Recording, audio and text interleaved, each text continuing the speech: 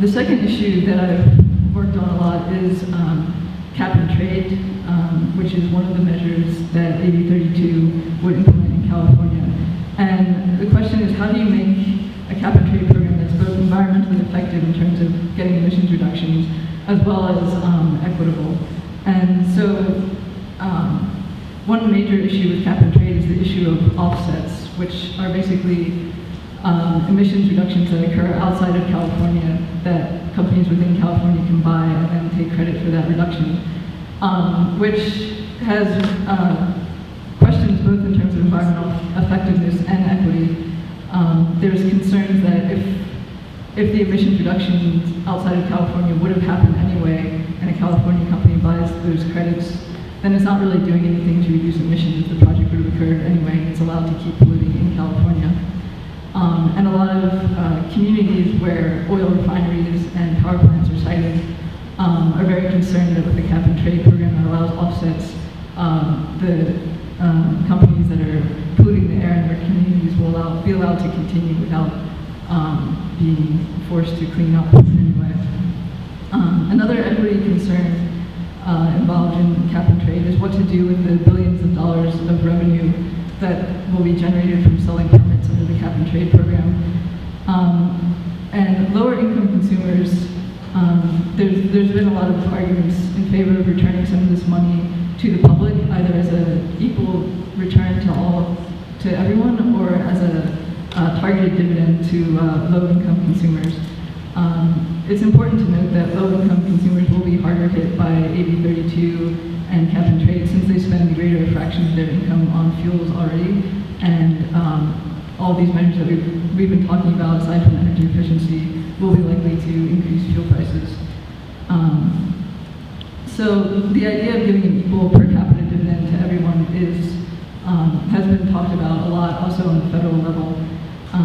And it's basically an idea for building durable support for climate policy, and as well as for helping to address the needs of low-income consumers. In California, we need to give up a majority of the revenue from cap and trade in order to make a difference for low-income residents. And then, as I mentioned, there's also the possibility of targeting the revenue to give back to low-income consumers, which would actually require less than 10% of the projected revenue, and so it would give a lot of there would be a lot of money left over to use the cap and trade revenue for other goals that we might want to pursue under AB 32, including research and development into clean technologies, and other incentive programs for renewables or energy efficiency, etc. So there's still a lot of work to be done within the overarching framework and goals laid out by AB 32, and there are a lot of interesting decisions that will be made over the next few years, including how will offsets be included, how will the revenue be used, how will community concerns be addressed, both in terms of addressing pollution in communities that are already hard hit by oil refinery pollution, etc., and how will we deal with rising fuel prices, especially as they impact low-income consumers. And as Carla said, there's no one technology or sector that's going to meet all of our goals under AB 32, and I think she highlighted a lot of the difficulty, or a lot of the challenges in renewable electricity in terms of transmission and technology challenges. And there's similarly lots of work to be done in terms of energy efficiency and transportation, which makes it I would say, a really exciting time to be working on this. And so, but in addition to all of this, I wanted to briefly mention at the end here that there's also concern that California's global warming policy won't even get into the implementation stage. There's a ballot initiative in November that would repeal AB 32 until unemployment in California falls below 5.5%, which would effectively kill AB 32 since the time is so short in order to get the regulations in place and implemented in the next 10 years. So this ballot initiative that would kill AB 32 is funded by Tesoro and Valero, which are two Texas oil companies that have refineries in California. And this, I think, should actually be taken very seriously. It's reminiscent of when the oil companies managed to kill Proposition 87, which was a ballot initiative in 2006 that would have instituted an oil severance tax in California, and it was defeated by oil companies who spent more than $94 million lobbying against it and making it one of the most expensive propositions in California history. So if we see a similar situation of oil companies throwing their money behind repealing AB 32, it could be a really serious challenge to those of us who would like to see it not repealed. What's the prop number? I don't actually know what the proposition number is.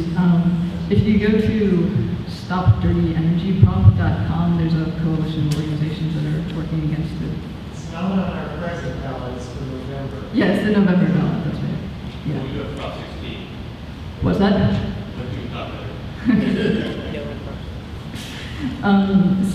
And I wanted to highlight this issue first because it's obviously relevant, but also because it points to a bigger issue of corporate influence in climate policy.